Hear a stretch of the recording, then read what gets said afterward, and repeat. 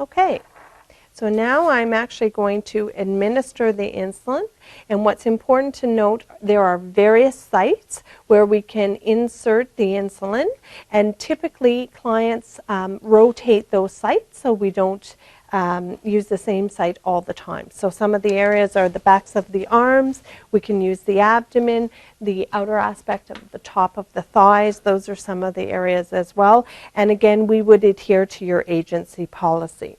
So in terms of administering, depending on the agency policy as well, sometimes alcohol swabs are used to clean the area, and sometimes they are not used to clean the area.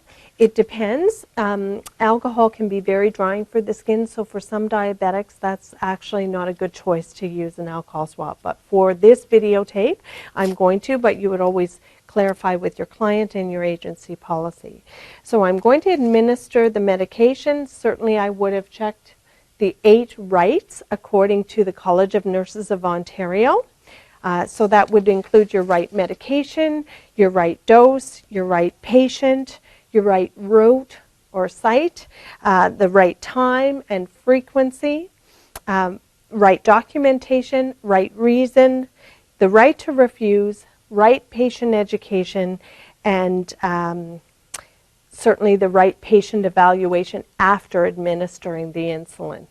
Okay, so now I'm going to go in, clarify again with my medication record that I am giving 40 units of Humulin N, and according to sliding scale, another 4 units of Humulin R, which I have mixed. And I'm going to administer that. I'm going to clean the area and let the alcohol dry. And then typically it depends on the agency or the patient population. A sub-Q injection typically is administered at a 45-degree angle.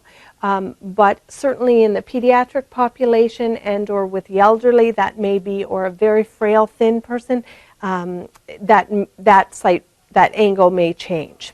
So I'm going to squeeze the subcutaneous tissue, and with my bevel up, I'm going to go in at a 45-degree angle, let go, and we don't aspirate. We just push the medication in and remove and discard in our sharps container. After we administer, we make sure that we document on the medication record our initials, the date, and the time as per the documentation policy at your agency.